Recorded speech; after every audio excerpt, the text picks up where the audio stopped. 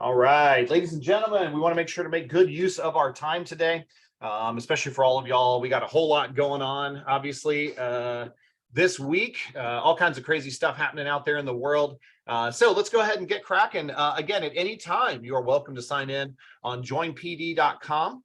And you can sign in there at the code that is up in the top right corner. That code is going to be there the entire time we're here. CXWALQ is that code. And we'll try to pop it into the chat there as well to help you out and get you going. Okay. Just want to introduce myself real quick. My name is Ben Osborne. I am a teacher at Vestavia Hills High School, and I have been teaching AP World for quite a while, including going to some of the readings and doing some grading and all that kind of stuff.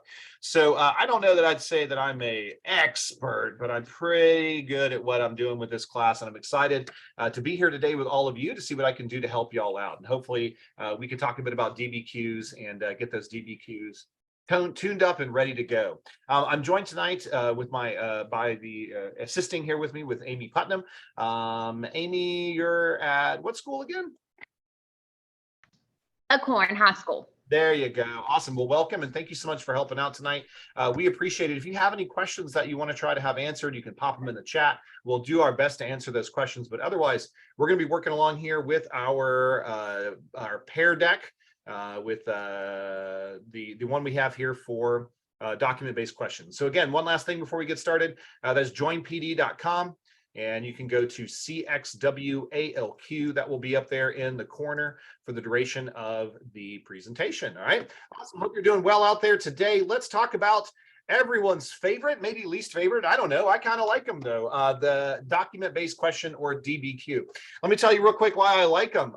They're one of the types of activities that we can do that don't have a lot of outside knowledge necessarily, right? They're just a skill-based thing. So we have this test coming up on May 11th, and that test is going to require you to know a fair amount of stuff about the history that's going on. But guess what? You can't always prepare what's coming up for that test, right? You can't always know exactly what's coming up. We're going to know pretty well from our teachers and from our content, but there could always be a little curveball. Maybe you didn't study this that well last night. Maybe you didn't study this one that well last night. But what you can do, what you can prepare for ahead of time, is preparing for how to do these document-based questions, how to do these SAQs, how to do these LEQs. And of those, the DBQ, or document-based question, is probably the least content-based question that you have. Like, it has a lot of content, but if you were to roll up on this test having never taken this class, if you knew how to do a DBQ, you could potentially make a pretty good score there. Okay, so my point here is that don't be afraid of the DBQ. It's your friend. It is one of the things that you can really control about this topic. All right, let's go ahead and get cracking. Here are our goals for this afternoon. We are going to review some AP World DBQ skills. We're going to start off with some test tips. We are going to work on attacking the prompt. We're going to work on writing a thesis, how to group the documents, using those documents, and also adding outside evidence. These are all things that we want to do on this test to make sure that we are getting that DBQ properly answered and get as many points as we possibly can. All right. All right, let's check it out. Let's start off here then with a little question for you here. You can pop in your responses there for me. We have behind us there, we have the rubric for the actual test that includes all of the different sourcing and all that kind of stuff that we got going on there, all the different parts of the test itself. We got section 1, section 2, part A, multiple choice questions, part B, short answer questions. And then, of course, we have our good old-fashioned free response questions. So of those 4, right, you'll see the exam weighting that's coming out there to the side. Take a look. Which question is worth the most on the exam? We're not talking about the multiple choice, but which question there is going to be worth the most on the exam? Pretty simple little question for you there. Just getting us started off, getting those brain juices going. Excellent job. That is correct. The answer is B, DBQ. It's kind of wild, right? Because it's 25%. 1 point on the DBQ, the document-based question, is actually more important than 1 point on the LEQ. So while there's similar points, the DBQ is going to be one of the biggest way that you can get points on the test. Students should really spend their time focused on the DBQ, even if it means that it's going to cut time into your LEQ. Don't skip it, of course, but make sure that you're answering and getting as many points out of that DBQ as you possibly can. That's going to be an important skill for us to learn, something important for us to remember about this test. All right, good job. Let's check out our next thing here. Looking again at our rubric. We're taking a look at A, B, and C, a couple different points that you're going to find on the test. And I want y'all to tell me, how many points can you earn for a thesis, plus using 6 documents, plus using 1 piece of outside evidence? You didn't know that you're going to be doing some math tonight, all right? And trust me, I would be the worst math teacher you've ever had. But even if I'm a bad math teacher, I can do this math as well. And doing this math is going to help get you a good score on this AP exam. So let's check it out, guys. How many points are we going to earn for a thesis using 6 documents and using 1 outside piece of evidence?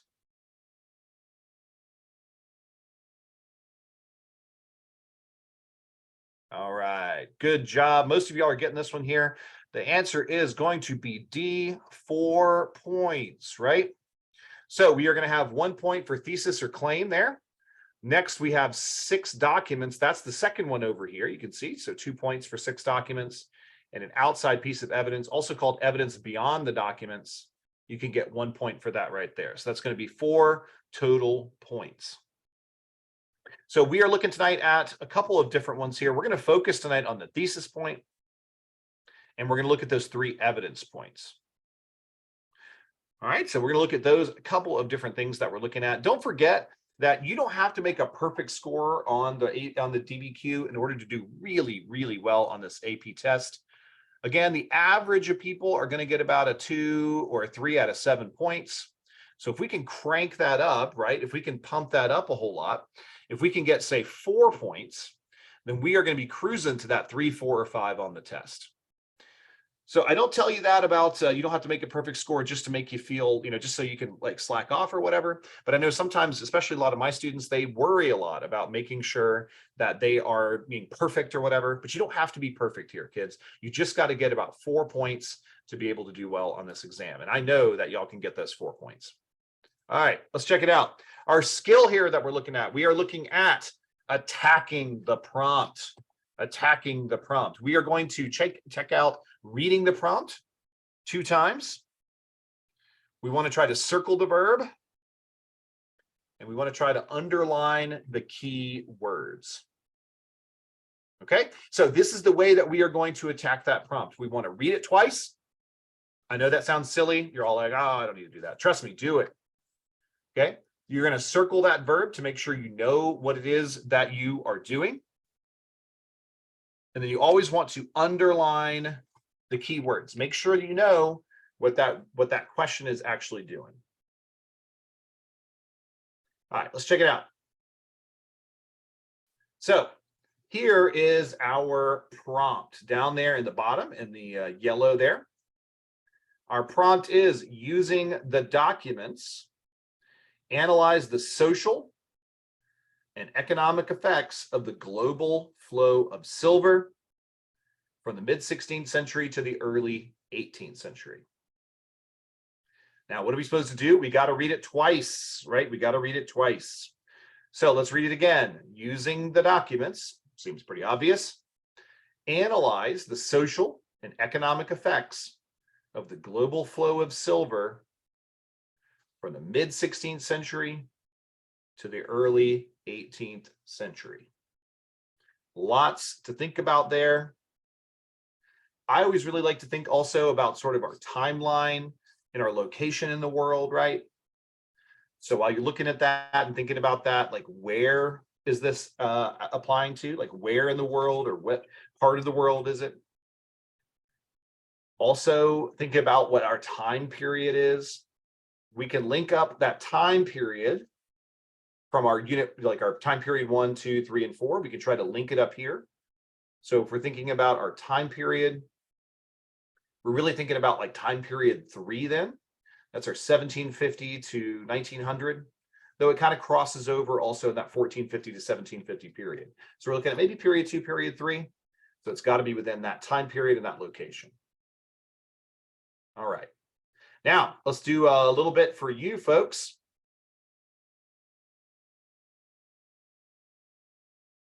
Let's take a look here. What do you think? Hey, what do you think are sort of the skills and things that we're looking for that they're asking for? What are our keywords here that we're looking for? What are kind of like our ways to group these kind of documents together, or these kind of parts, not documents yet, sorry, but what are the ways that we can kind of group together the key concepts, the key words that we're looking at here? While you're thinking about that, always want to look at that first part of our question there, our first part of the thesis. We want to use the wording of the prompt to answer that prompt. So it says here, analyze social economic effects of the global flow of silver from the mid-16th century, early 18th century. So the way that we want to repeat it back is we want to say from the mid-16th century to the early 18th century, the global flow of silver, blank and blank. Okay, so let's take a look. What are we thinking? Excellent job, ladies and gentlemen. It is A, social effects and economic effects, right? It says right there for you. Those are our key words, right? Our social effects, as well as our economic effects, are what we are looking at for that global flow of silver from the mid-16th to the early 18th century. Excellent job. All right. So what we want to do then, we want to think a little bit about how should that work? How are we going to kind of divide that up? How are we going to make that thesis as a part of this? So remember, understanding this question will help you write a thesis, but also to help you organize your essay, right? So you may be wondering how you're going to organize this essay. Well, we got it right here, right? The first paragraph can be about social effects. The second paragraph then can be about economic effects. And you can talk about those two different things as we're working on them. Okay, so we have read the prompt twice. We've looked at the verb here, which is going to be analyzed. We've underlined those keywords, or at least thought about them, and we've started writing the beginning of our thesis. Okay, so now we need to think a bit about what are those things, right? Like what are those economic and social effects? And where are we going to get those from? Well, we're going to get those from our documents. So let's take a look. Let's see what we got for some of these documents.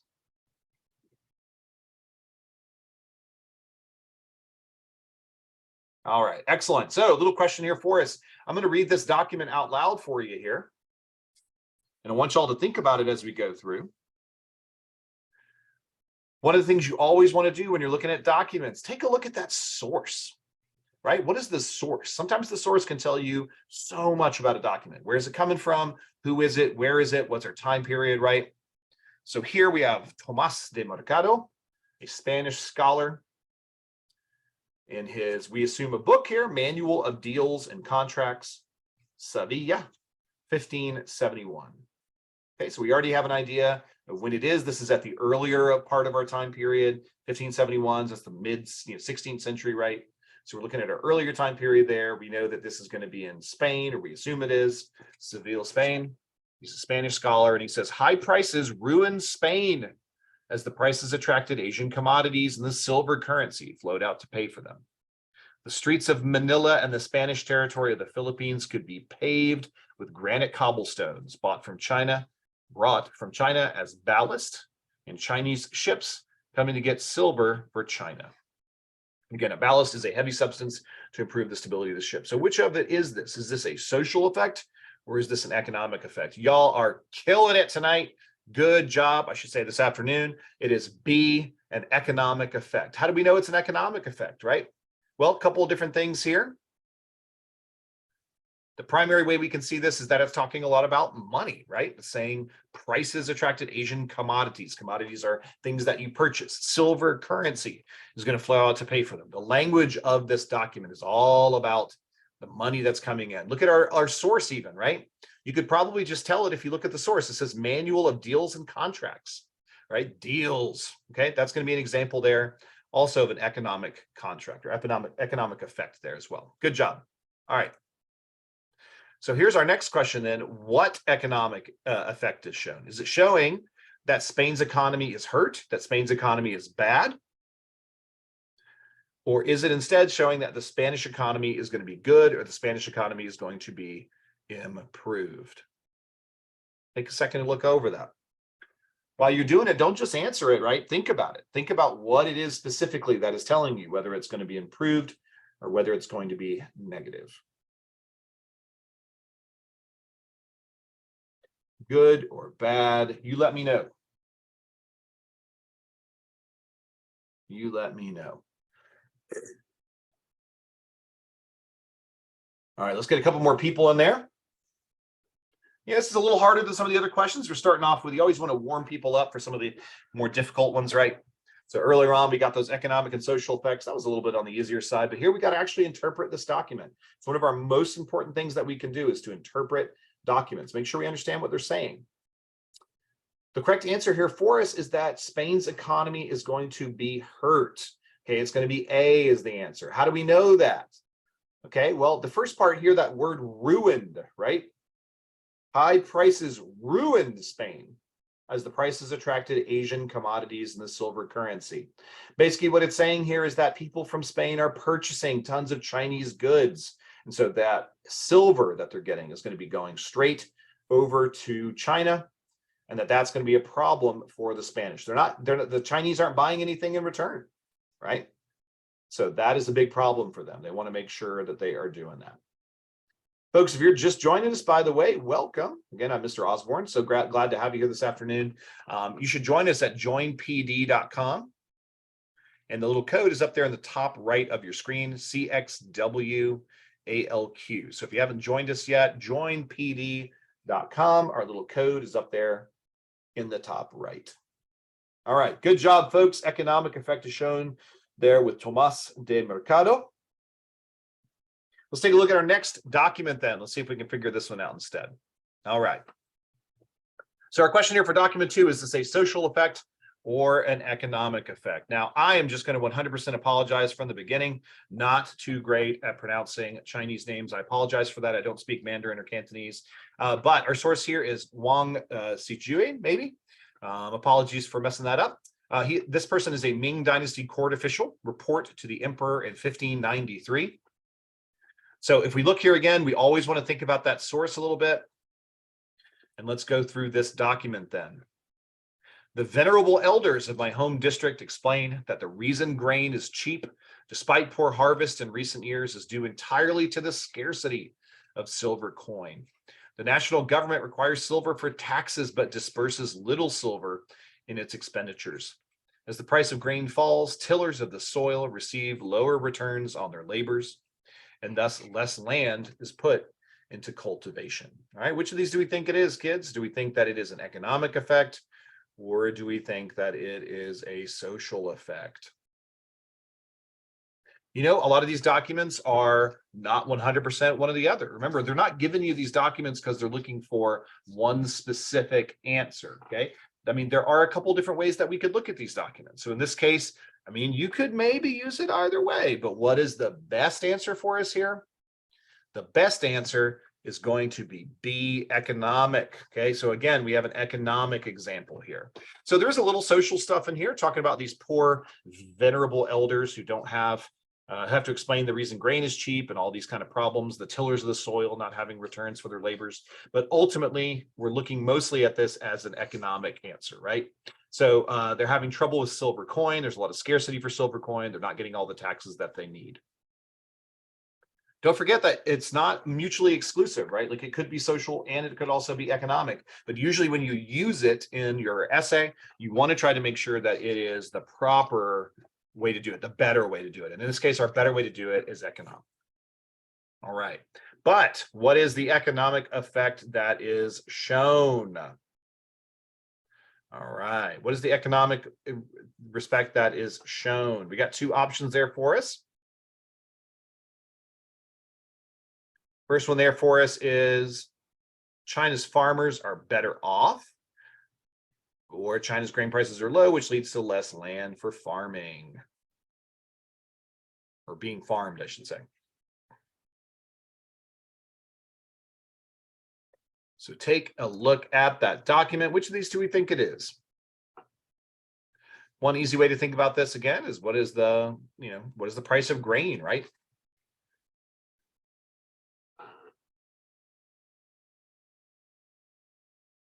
What is the situation with document 2?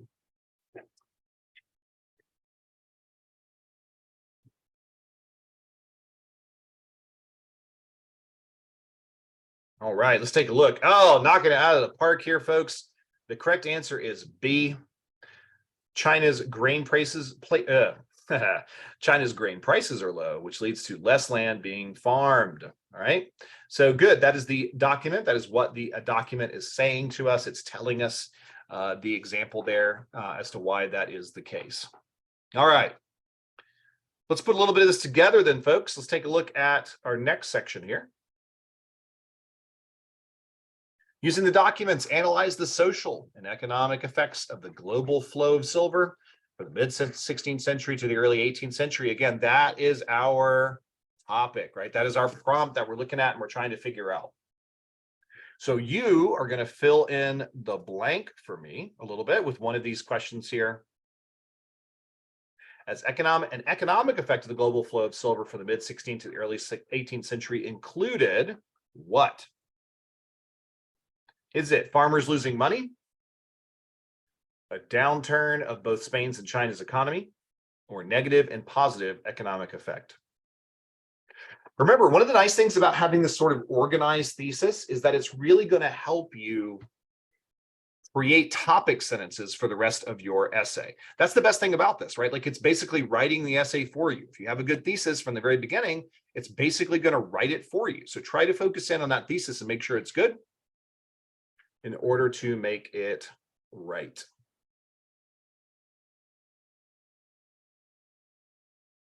All right, let's get a couple more people in there for us answering that question. We're pretty close to it. We're doing good so far. All right.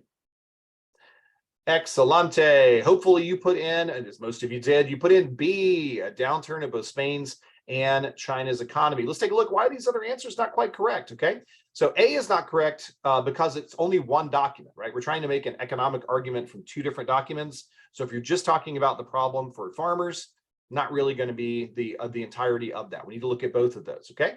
And C is incorrect because it is way too vague. I saw a lot of y'all kind of put that in there. Not a lot, but a few people put that in there. I totally get it. It's not necessarily wrong exactly, but it's just too vague, right? You shouldn't use phrases like negative or positive economic effect because they don't make a lot of sense, right? Like they're not a lot of detail, okay? So we want to try to be as detailed as possible. And in this case, B, a downturn in both Spain's and China's economy is correct, and it is specific, and it's using both of those documents. And that's why it's going to be our best choice out of those choices. All right. Again, if you ever have questions, feel free to pop those into the chat there, and somebody will help you out a bit with that. Also, don't forget, if you are not already signed in, joinpd.com. We got our little code up there on the top right. All right. Hope you all are doing well so far. Let's check out the next part here. We're going to try to put it all together. We're going to use specific facts from the documents to support the arguments, right? So using the documents, we're going to analyze the social and economic effects of the global flow of silver in the mid-16th century, the early 18th century. That again is our prompt. So how are we going to do this? Our argument then here is going to be an economic effect of the global flow of silver from the mid-16th to the early 18th century, included a downturn of both Spain's and China's economy. That basically is our argument. That's the beginning of this little paragraph here.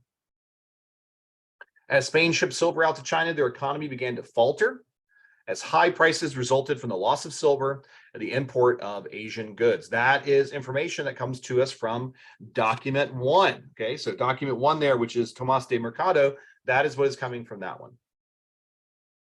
Second part here, similarly, China's farming economy faltered due to low prices for grain that resulted from the lack of silver the Chinese government allowed to flow into Chinese markets.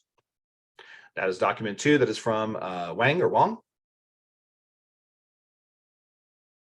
One thing we want to try to make sure we're always doing, reference the document numbers. Now, we're not an English class, kids. We don't need MLA format. We're not worried about any of that junk, right? What we need to do, though, is to make sure that to help our readers understand what we're saying, where we're trying to apply it, et cetera, you want to try to reference the document numbers. So as you'll see here, I think this is orange. I'm a little colorblind. Apologies. This looks like orange to me Got a little too much orange and blue there for my University of Alabama heart, but that's all right. We got the orange there where it says Doc 1 and Doc 2 over there on the sides. We want to put those after where we're using it to help reference where that is. Also, notice this little blue, I guess it's a bluish, purplish document or line down here. It says add connecting language to tie evidence and documents together. So the phrase similarly is going to help us kind of tie it together, make it sound a little better. We're not really we're not graded on our grammar or how attractive our language is, right? But writing well means we're more likely to get those high level points, that 7 out of 7 points. And it also just makes it so much easier for the person to read. They're going to do their best to give you as many points as they possibly can. But guys, why make their job hard, right? These poor teachers out there in Kansas City grading your essays, make it easy on them, okay? Make it sound pretty. Put in that connecting language to make everything work a whole lot better. I really like this exam tip down here. Write at least one sentence about each document, including at least one specific fact. And oh my goodness, please don't quote more than a word or two from the document. I'm just going to straight up say don't quote anything from the document. But if you really do want to put a word or something in there, you certainly can. But remember, we're trying to show mastery of these documents. We're trying to show the readers out there in Kansas City that we understand the documents. If you're just cutting and pasting, that's not understanding anything for these documents, right? So don't do that. Let's not quote the documents. Let's summarize. Let's talk about them. Let's describe them, right? Let's use those documents as a part of what we're doing. Okay. All right, good stuff. Let's check out our next slide here then. Using the documents, again, our topic up there at the top, analyzing the social and economic effects of the global flow of silver from the mid-16th to the early 18th century. Here is our statement, right? An economic effect of the global flow of silver from the 16th to the early 18th century included a downturn of both Spain's and China's economy. As we read before, we're going to include a summary there of document 1 and also one of document 2 to prove our arguments. But our question here for us and that you want to write an answer to is there evidence beyond the documents to strengthen that argument? Let's go ahead and write that in there for me. What do you think is an example maybe of some outside evidence? I like that some of you are just answering it as yes, yes, there is outside evidence. I'm not going to tell you though, Mr. Osborne. That's not my job. No, it is your job. You have to tell me what that is, okay? Is there evidence beyond the documents to strengthen that argument, okay? So remember, the evidence from outside the documents, we need a couple of things that we're looking for here, okay? One, it should not come from our documents, right? You don't want to talk about, the streets of Manila being paved in cobblestones, right? That's from the document, right? So don't do that. Another thing that we want to be careful about is making sure that that evidence is relevant to the documents, right? Make sure it's relevant to it. What is it actually saying and how does it tie in together with this actual information that we're looking for? It can't just be like a random mention, right? It can't be like, hey, did you know China's capital today is Beijing? I mean, that's wonderful. It's true, but it doesn't add anything to it, right? I want you to think about evidence beyond the documents as basically what is missing here. What else could we have included, or could the people who wrote the documents or who wrote the question included that allows for us to understand this better without the documents themselves, okay? Let's check out a couple of the examples here that may be a good reference. There's tons and tons of these that could potentially be useful. Okay, we got some good stuff here about production of silver flow. Some people talking about some of the colonies and some of the mines here, right? So things like Potosi mines would be a good example of that. We have some examples here that could probably work here. Talking about the slavery that's going on. So some of the examples of maybe some of these slaves are working in that those mines could maybe work.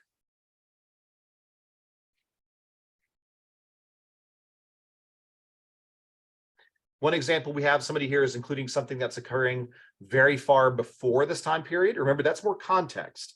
Typically speaking, our evidence needs to be something that comes from the time period, right? That's coming from this area. If we're talking about say silver mining in 1200 or something, right? Well, that's not really appropriate because it's more of a contextual statement than it is an actual piece of information. All right, good. We got another one here about influx of silver from the colonies, from their colonies in the New World.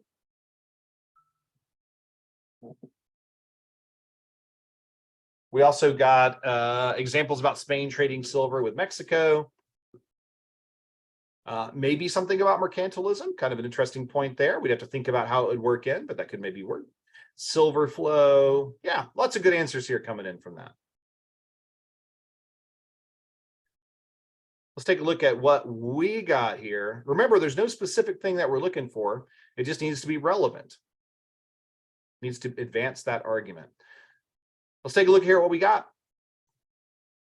All right, using the documents, analyze the social and economic effects of the global flow of silver. So here's our total question here. And let's take a look at that red area there. During this era, Spanish silver often came from their colonies in both North and South America. Spain colonized and dominated local silver mines and stripped them of their value to fill the monarch's treasury. But Spain shipped silver out to China as quick as they imported it. Okay, you'll notice this is from our time period, right? It's talking about the Spanish going into these silver mines and working on them. I love also when we include like really specific terms and things here too. So like if you could name some of those mines, there's the Potosi mine in Peru. There's another one that's in Mexico that escapes my mind at the moment, but there's one of those as well. So any of those things would work. And now we have a really nice, solid argument document there, a nice, solid part of our thesis, a solid part of our writing that we're doing to try to make those arguments. Okay. All right. Now, let's check this out. So when we have this done, then attacking the prompt, then we have already read the prompt, we've circled verbs, we've underlined keywords, we've written the beginning of the thesis, and we've also started with the first part of our argument here, right? Resulted in an economic downturn in Asia and Europe. That's that top part right there. Now, what you would want to do is you would want to go ahead and fill in the social part to it with whatever other documents we may have for the social part to it. All right. Again, any questions you've got, you could pop them in that chat. If you're just joining us, joinpd.com for our Pear Deck. You can see the code up there in the top right. Please join us over with those questions. Let's take a look at our next section here, which guess what, kids? Now it's your turn. So we are going to use some of those skills that we just used as we look through some of those, and we are going to see what kind of good information that you can include to try to talk a little bit more about these DBQs. All right. Remember our skills here: attacking the prompt, read the prompt 2 times, circle the verb, underline the key words. You got to follow these steps. It's going to help you out enormously when you're actually trying to write your thesis, etc. All right. So I love the name of this little graph, by the way. It's called a chicken foot. So one thing I want you to do here, remember, is think about how we're going to fill in the left side, excuse me, of the chicken foot.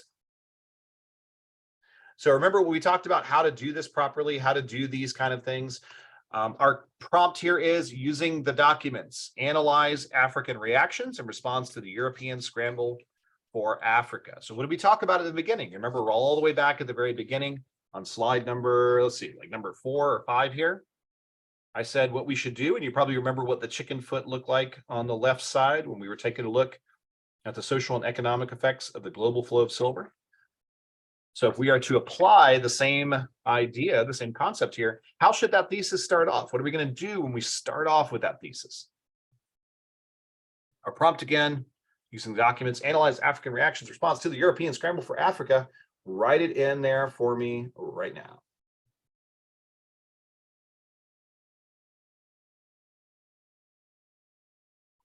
All right, looks like y'all are doing a great job. Y'all are really getting this here.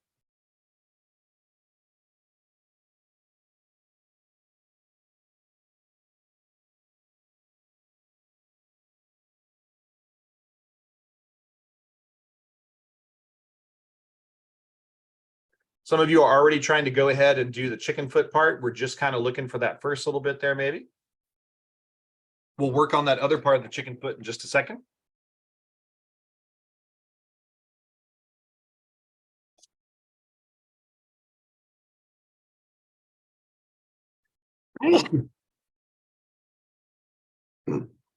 All right, excellent job. Good stuff here. I like a lot of these. I love the wording that we're doing here. So for example, we got in response to the scramble for Africa, African societies responded by. The European scramble for Africa resulted in different reactions. The African reaction response to the European scramble for Africa, blank, right? So again, we want to use the language of the prompt, right? African reactions in response to the European scramble for Africa were, that's the first part to the left.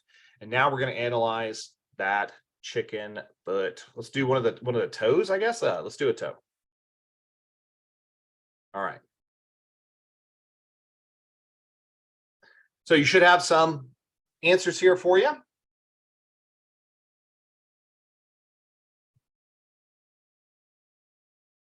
So what groups are you going to look for as you are analyzing the documents? Look at the keywords of the prompt. It's not quite as easy, right? Before we just had a simple one about economics and social, right? This one's a little more complex. You got to kind of tease out what you're looking for here. So it says, analyze African reactions in response to the European scramble for Africa. Which of those things do you want to look at?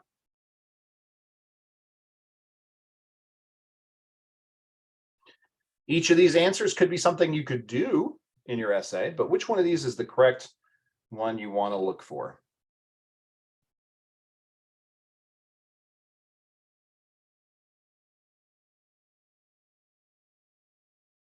All right, good stuff.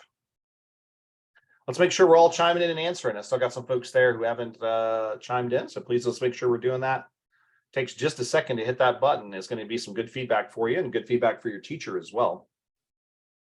The correct answer here for us is B. African reactions in response to the scramble for Africa, right? So again, it says there, analyze the African reaction. So for example, one of our answers here is European reactions. I'm sure you may be able to do that as part of the essay, maybe for outside evidence, maybe, I don't know. I mean, there's maybe a place there where we could look at that. But that's not what the question is asking us to do, right? It's also not asking for the causes of the scramble for Africa. Again, that could be an example of maybe some context or outside evidence. I don't know if it works, maybe we could do that, but that's not what the question is asking about. It's asking about the response to the scramble for Africa. Okay, so our best answer there is gonna be B. Let's take a look at our next part here, and let's take a look at some of that African reaction. All right. I know a lot of y'all are on your phones for this, so this picture may be a little difficult for you to see. I'll try to describe it, which is probably the worst thing for a teacher to do, right? But just in case, we'll try to do that as best we can. So it says, what African reaction is shown in document 1? Now look, even if you you can't see the document very well, right? Remember, a big thing for us to look at is going to be that source. Okay, the source is Ethiopian painting of the Battle of Adawa, in which the Ethiopians were victorious over Italian troops in 1896. Okay, so even if you can't see this picture at all, even if it's just a jumble to you, you can see from the source what exactly is going on here. You got a time period, you kind of have a location, you got an idea of what's taking place. But in this picture, of course, on one side, we are going to have the Ethiopians troops, and on the other side, we'll have the Italian troops. And again, the image definitely shows combat on both sides, but you can see that the Ethiopians are primarily victorious. So what is it we're looking at here? Is it Africans fighting Europeans or Africans surrendering Europeans? It is, in fact, Africans fighting Europeans. Good job. You can tell that again just from the source. Like, actually, the picture maybe makes it a little bit less clear. Though I do like this guy here in the middle with the umbrella shooting the Italian guy in the middle. So the picture may not be perfect because you don't know exactly what's happening in the pictures all the time, though it probably does show the Ethiopians being a little more victorious. But just from the source itself, you should be able to get a good idea of what's happening.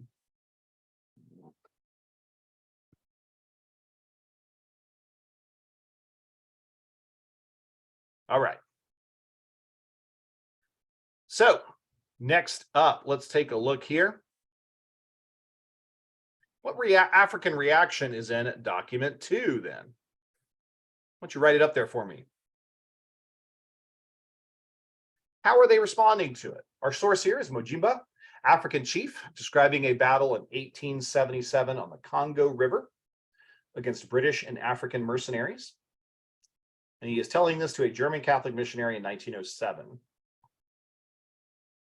So we already know something about Majuba, right? Like, he's going to live through the battle, or else he wouldn't be talking about it 30 something years later, right? We know where it is. We got a little bit of an idea here. So what is the African reaction? Here's the statement. It says, and still those bangs went on. The long sticks spat fire. Pieces of iron whistled around us, fell into the water with a hissing sound. And our brothers continued to fall. We ran into our village and they ran after us. We fled into the forest and flung ourselves on the ground. When we returned that evening, our eyes beheld fearful things. Our brothers dead, bleeding, our village plundered and burned, and the river full of dead bodies. You call us wicked men, but you white men are much more wicked. You think because you have guns, you can take away our land and our possessions. You have sickness in your heads, for this is not justice. So what do the Africans do? Okay. Don't focus as much on the bottom part of this, right? Like, just focus on what are they doing? How are they reacting to it? Good. We're getting a lot of it there. We got an African chief battling in the Congo against the British. Example of a revolt. We have one, the reaction is one of violence and distaste. I like that. Some of you are talking to here a little bit about how they are kind of like running away to a degree, which is definitely a part of the document, but that wasn't the initial reaction in a sense, right? Like that's kind of an after effect of their reaction. The initial reaction is one of standing up and fighting, right? But the conflict then is one that they're not able to win. So distraught and angry, I like that.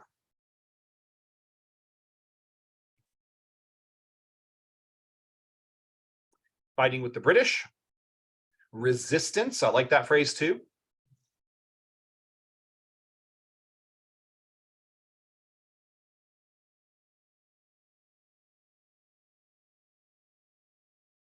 All right, good stuff.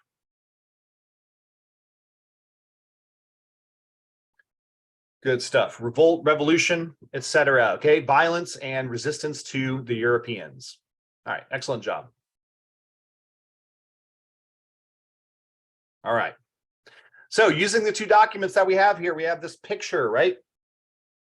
And we also have the source there from Ojimba. Using the documents is our topic here. Analyze African reactions in response to European scramble for Africa. Write your topic sentence or argument. And you can, again, use those tips for help. So our tips, use the key words of the prompt in the topic sentence. It's part of that chicken foot. Find a similarity in the reactions in each document and write that in the sentence. What is the similarity between these two that we're seeing?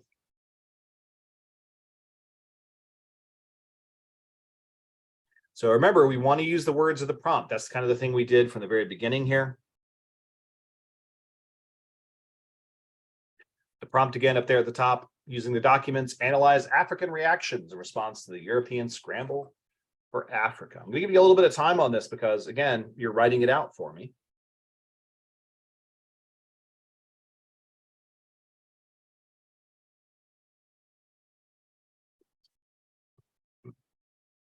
Take a look at a couple of your answers here in just a second.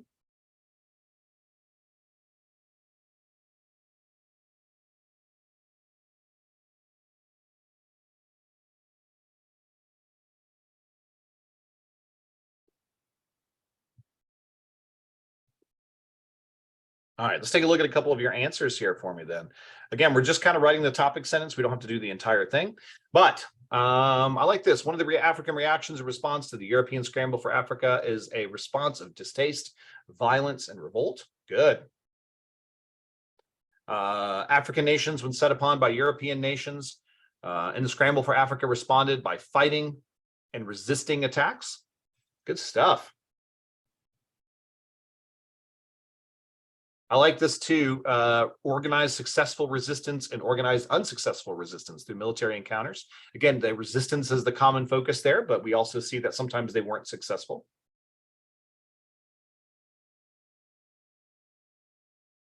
I like the phrase, oftentimes resisting through force. That's good.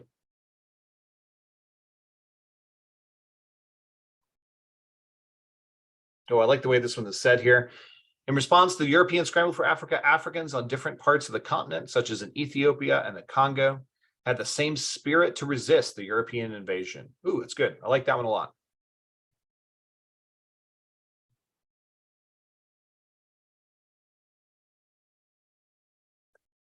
African communities and societies resisted European control. The Africans resisted Europeans by fighting back and trying to keep possession of their land. Also excellent. Yeah, good job. Y'all are doing really well here. It's fantastic. Seeing tons of these same kind of answers. If I'm not reading yours out, it's not because it's not good. Seeing lots of good answers. But again, the key thing we're looking for here is this phrase that they are resisting through like military action or something along those lines. All right, excellent job. Now, moving on here for a second. Let's take a look here at finishing our body paragraph here, and we're going to use those tips for help, okay? So remember, for our tips, we're going to use specific facts from each document, connect the docs with a word like similarly, and cite the documents. I'm going to give you all a little bit of time to work on this. We may not have enough time to type every single bit of it, but let's try to get as much as we can, right? Let's initially do that topic sentence. So that one that we just did in the last section, one about violence, etc. Then we want to describe and talk about these documents, right? Document 1, document 2. How are they proving that point? Don't quote, remember. Just do some summarization.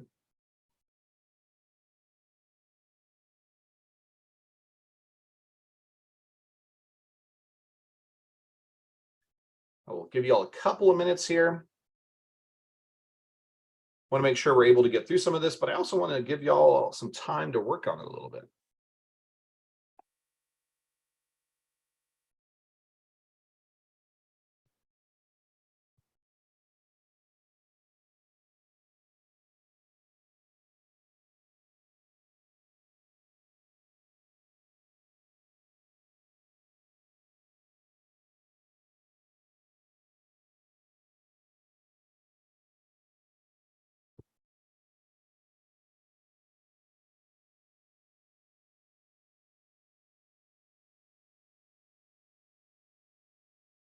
All right, I see y'all cracking away. We got some folks writing a bunch of stuff. That's good to see. Remember, the way we want to do this is we want to try to put the initial statement, right? If you can. So a topic sentence, then a body paragraph that's going to use both of those documents. See, and some of y'all skip the topic sentence. Let's make sure we're doing that. Make sure not to quote those documents. Also make sure to cite those documents in parentheses, right? Like doc 1, doc 2. It's okay to put document 1 or document 2. It's just, it takes longer to write. We know we're on a time schedule, right?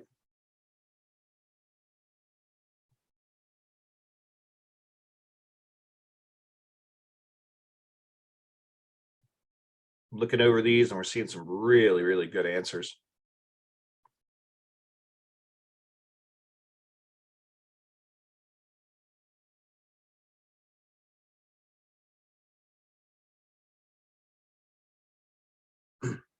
One thing about the sort of document 1 versus doc 1 or doc 2 is that if you lead with the document, it's okay. Like you can certainly lead with the document, but historians don't really do that all the time, right? Like what we want to do is we want to lead with the argument or the evidence that we're using, right?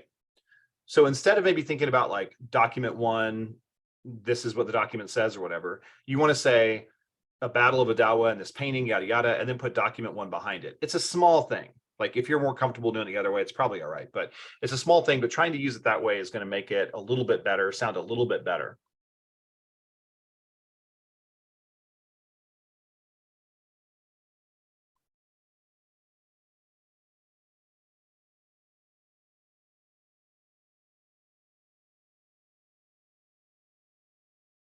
Let's just try to wrap that up real quick. This response is still getting worked on, but I like it. It says Africans responded to the scramble for Africa by resisting quite often. In Ethiopia, they were successful in this resistance, pushing the Italians out of their land. Doc 1. This can be in part because they had more modern weapons due to European trade in the century. Similarly, a revolt in the Congo was not as successful. Many lives were lost, and it was said that they were just left in the river. Sounds pretty good.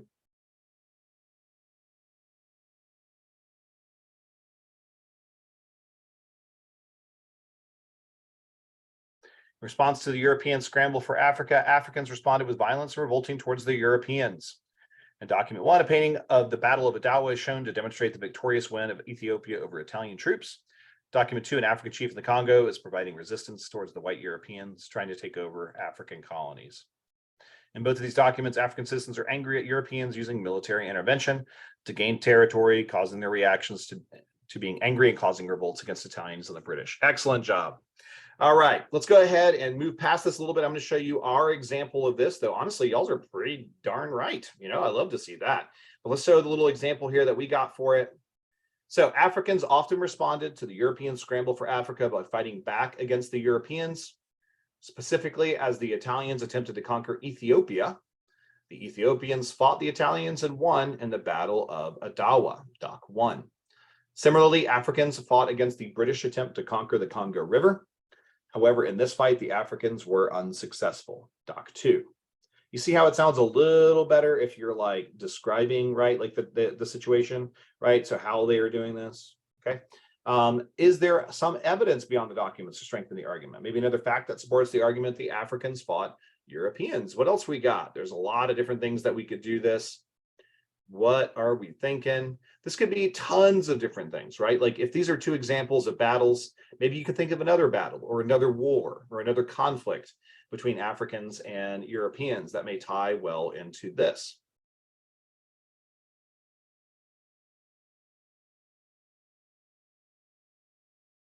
Remember, try to be specific. One of the most important things about these answers is that if you're wrong, it doesn't really take away from your score. Remember, the whole scoring process is additive. They're going to add things onto it, right?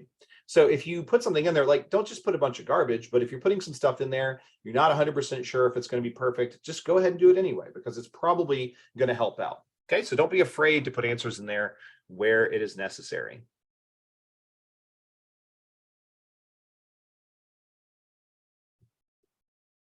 Right. Interesting stuff here. This one's a little, I don't know, maybe a little off topic, but I do like it. Ethiopia is one of the only African colonies to remain free. It's kind of interesting and would maybe tie well into that about how they were victorious. That would be kind of an interesting way to expand on that. That's good. The Zulu Kingdom, okay, specifically some of the wars that are fought, like the Anglo-Zulu War would be a good example there. Good job, guys.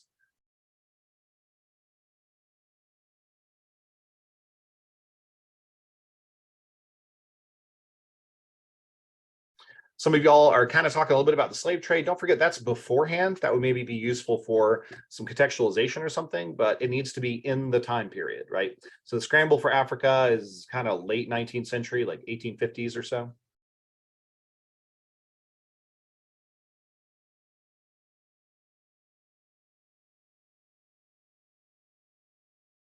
Ooh, interesting. Some of y'all are putting in there a little bit about the Xhosa cattle killing movement.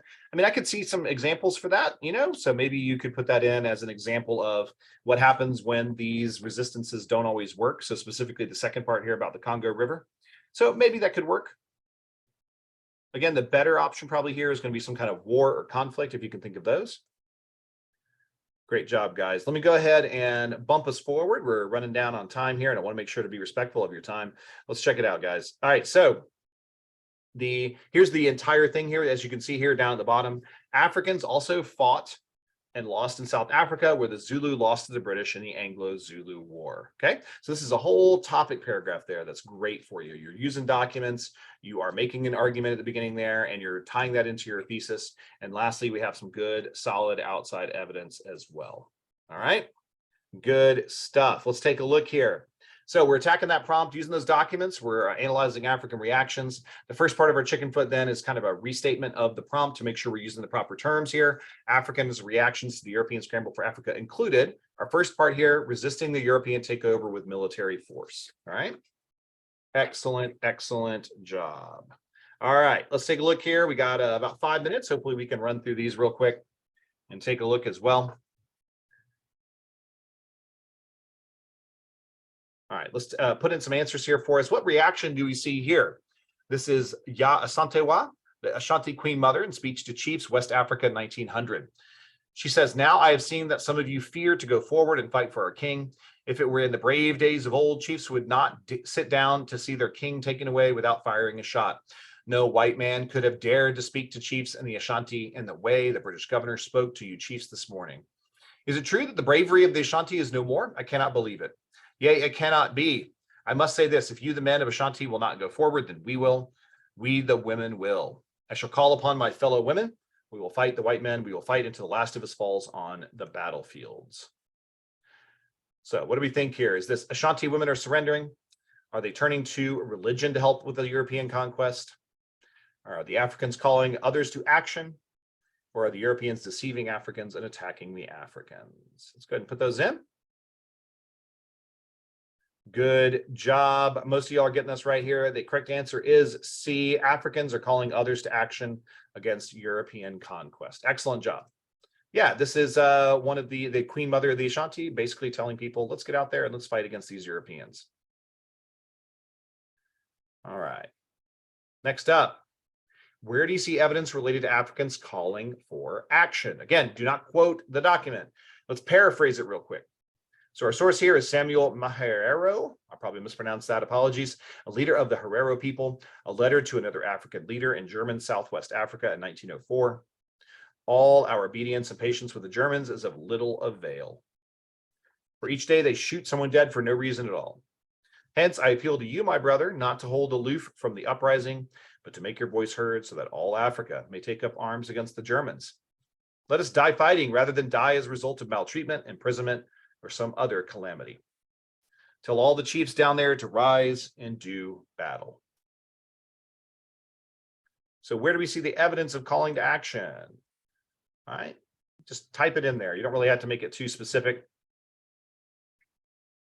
Again, remember, we don't want to quote the document. I'm seeing a few of you just sort of write it straight from the document. Use your own terms, use your own words.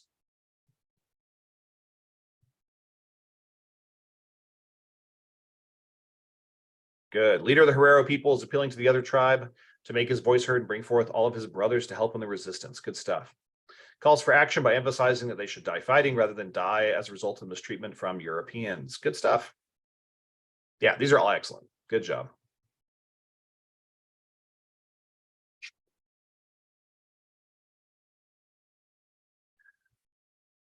All right, let's finish this off in the interest of time then. Good job.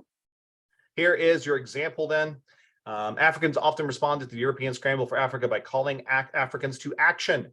The Ashanti Queen shames the men for surrendering to the Europeans and calls the women to resist European control. Similarly, the Herero leader called on all African chiefs to rise in action against German imperialism. Excellent job. All right. So what we're looking for here then, I want you to think about what we would include there, right? What is the phrase that we are going to include? We basically just gave it to you in the last section there, right? So Africans' reactions to the European scramble for Africa included resisting the European takeover with military force. And what? What did we just talk about? Write that in there for me.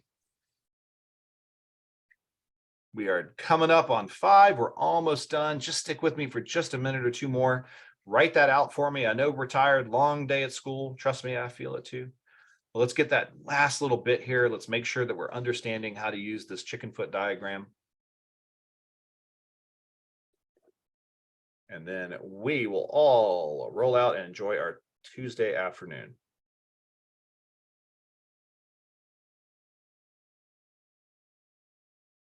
So remember, we can just do the other part of the chicken foot, right? We don't have to rewrite the whole thing together. I like this one. And by calling for forces from other Africans to help defeat the Europeans. Good. Calling on others to join in the fight against the European conquest. Excellent. Coming together to help one another in the resistance from the Europeans. Awesome. Calling to action to the people to stand up. That sounds fantastic. Africans rally together to fight against the Europeans who are trying to take their homes. That would be the first part to it. But I love all these actions or these answers about coming together to fight. Excellent job. All right. I think y'all are getting the point there. Fantastic work. Again, our goals tonight, we're looking at test tips, attacking that prompt, writing a thesis, grouping the documents, using the documents, and outside evidence. Okay. Hopefully you got a lot of good information from there. Hopefully you got a lot of fantastic stuff here. Let's provide a little feedback. All right. Let us know how we did, whether this was super helpful, whether it wasn't. Every time we do these kind of things, we are going to try to tweak them, try to make them a little better to make sure that folks like you are getting the most out of them. Okay. Y'all did a fantastic job tonight. I mean, I think almost every one of the multiple choice questions, y'all were dead on it before I even said anything. Y'all were writing some excellent prompts back to what we were saying there. That's absolutely fantastic. Take just a second here for me to give me some feedback on that.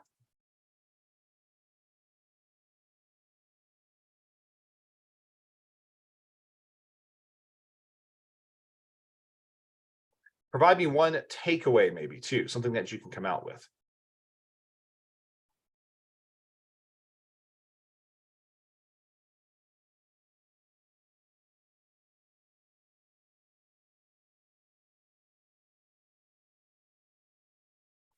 And while you're finishing that up, you can click on that form. You can provide a little bit of a takeaway. And when you are done with that, y'all have a fantastic day. Thank you so much for being here. Thank you so much for being so attentive. I hope you got a lot out of it. And I'm looking forward to hopefully I'll see y'all again in the future when I host another one of these.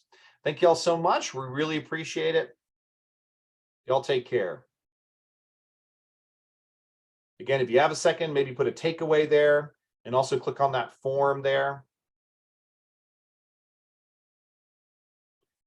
Click on that form and provide me a little bit of feedback. That would be absolutely fantastic. Thank you again so much for all of your hard work tonight. I appreciate you paying attention.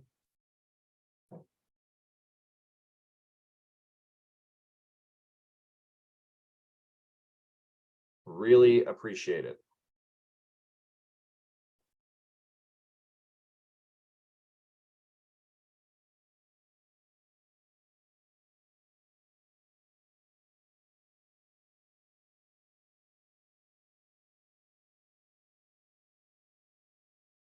Thanks so much for that feedback. Really appreciate it.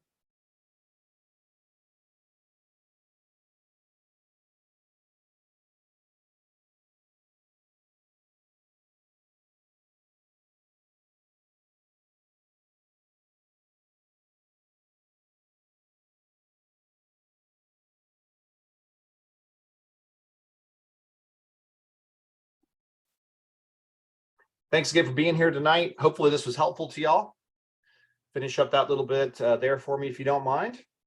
Y'all can head on out. Have a fantastic rest of the week.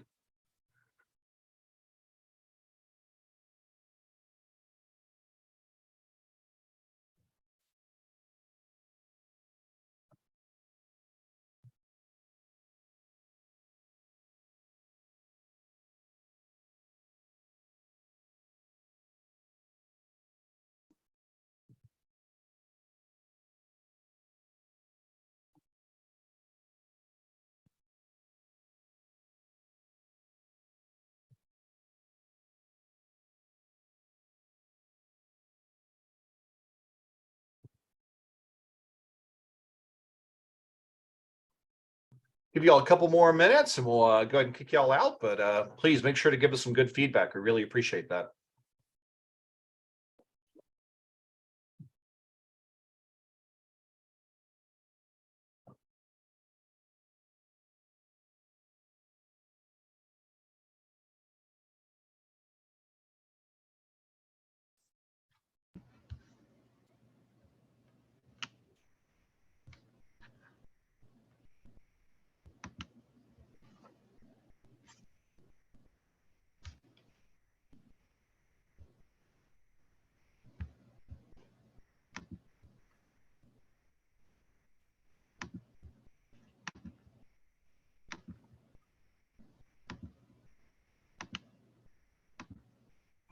Shoot.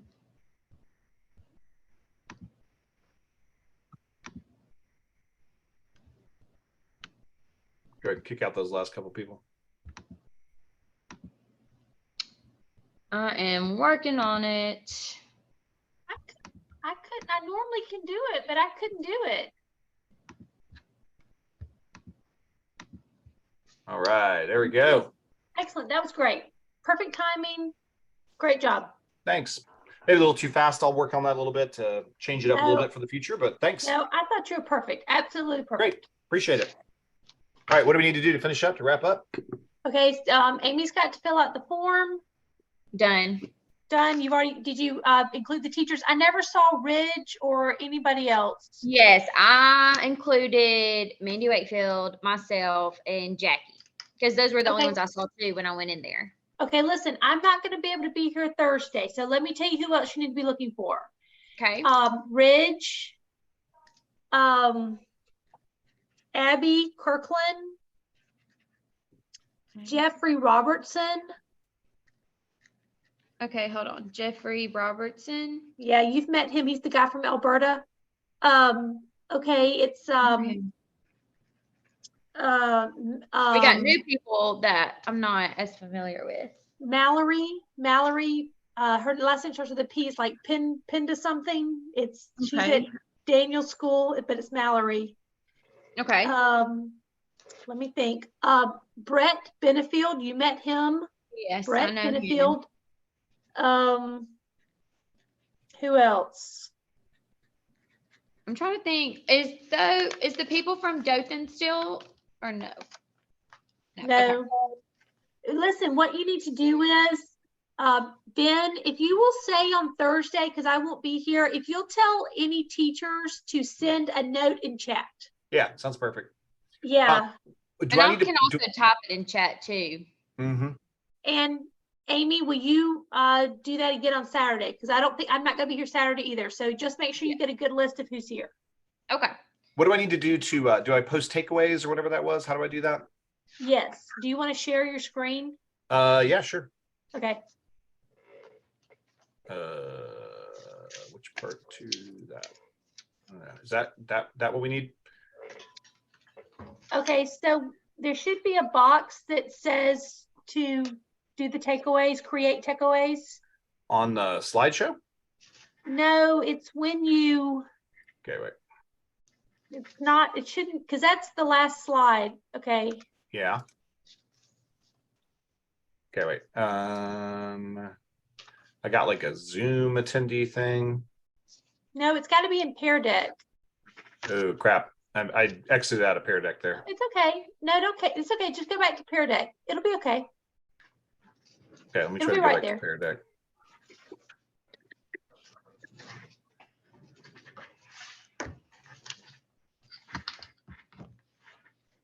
Okay, so I'm here. So this was the Pear Deck I was presenting. Okay, open it back up again. Live session, or do I do? Click on those dots.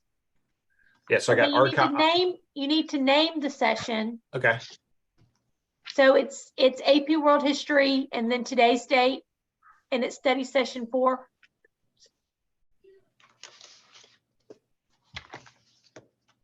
It's the 28th. Oop. No Not leap leap years. year. Yeah. Okay. I was just having a conversation with somebody about that. So session 4? Yeah. Okay. Okay, got it. Now, there should be. I've archived a session. No. Can you open it back up again? What? Open the dashboard.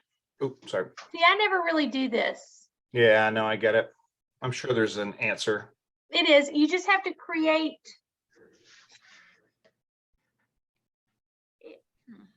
Here's the dashboard. End the session, projector, full screen, show responses. No, go back. Back to You what? don't say create takeaways. Let me Google it while you're doing it. I'm sorry. No problem.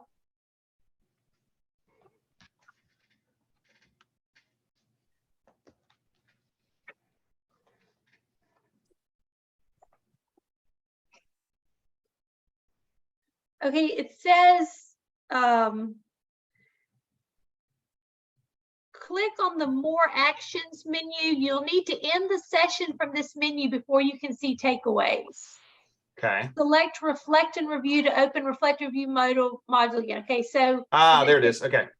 So generate takeaways. Yes. I didn't see where you clicked. Amy, did you see where you clicked? I was looking down. It was. You know where it is? Okay. It was when he clicked on something and it was on the left side. As long as y'all both know where it is for Thursday, it's fine. Okay. Okay. And you need to send those to Rhonda. I don't remember which account. I think it's this one.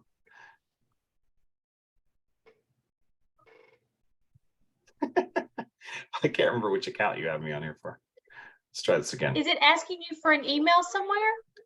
It's just asking me for access to my Google account to do this. Oh. But it'll be whatever you have Pear Deck through. What did you give Rhonda for Pear Deck? I get like emails for both. Like I don't know. So. Hey, so I'm doing.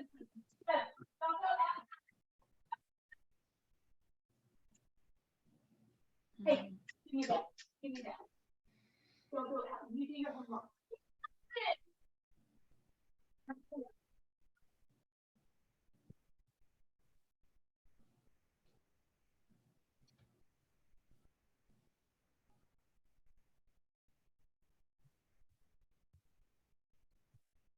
Sorry, Amy.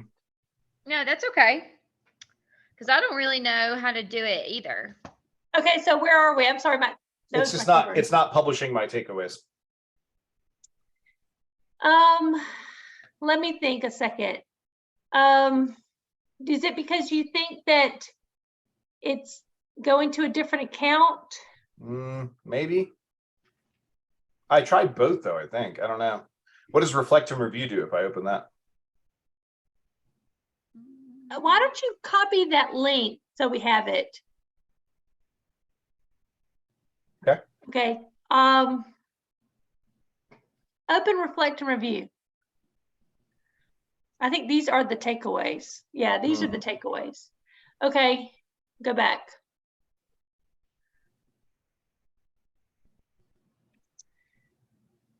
I mean, are they generated? I don't know.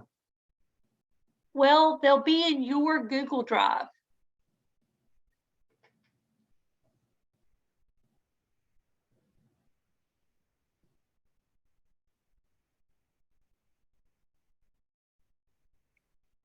So it's that one.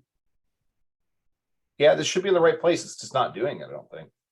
But it's not, can you open it? It's definitely not doing it. I mean, it just goes to here and I click publish takeaways and then it just does this.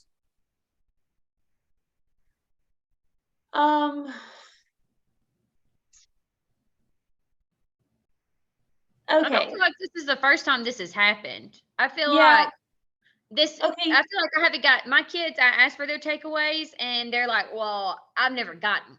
A lot of them don't get them. Some of them will get them, some not, and some won't. Here's what I want you to do. I want you to, while you've got it looks like they're here. It looks like they're here though. Excellent. Okay, so email Rhonda and include that link that you posted, and there should also there should be a link. You could share this with her also. Okay. So email Rhonda. Okay, I'll do that. I'll do that right now. Okay. Okay, and don't forget you've got that link on your clipboard. Yes, I'll take care of it. Excellent. All righty. Well, thanks, guys. I appreciate it. Okay, Amy, you sent in the form. Yes, I've done that. Yep. Perfect. Okay, so I'm not going to be here Thursday or Saturday. Are you feeling good? Y'all both feeling good? Yeah, it's fine. Y'all were fabulous. I thought you did a great job on it. Thank you. Yes.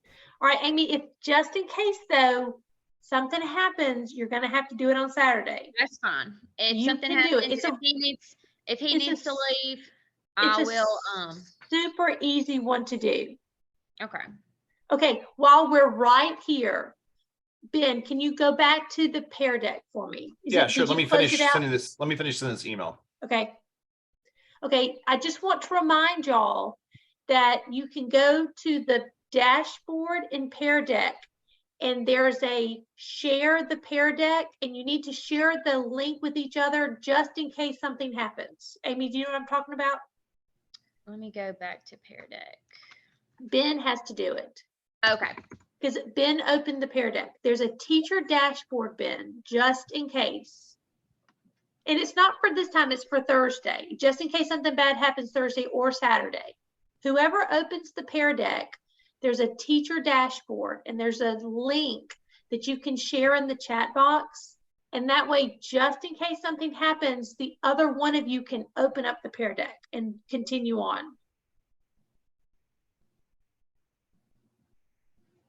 Do you see it, Ben? Sorry, I'm trying to share the takeaways. It looks like it's Oh, working. that's better now. okay. Listen, but Yeah, that's there we go. It worked. There you go. It worked. perfect. It's so under I- teacher dashboard in the Pear Deck, just so Okay. you know where it is.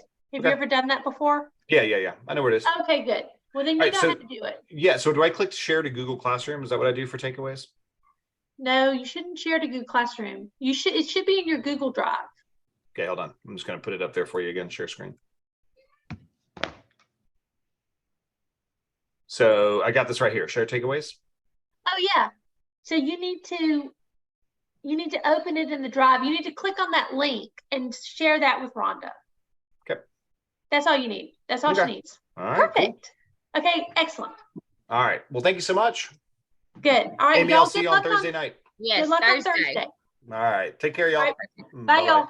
Bye.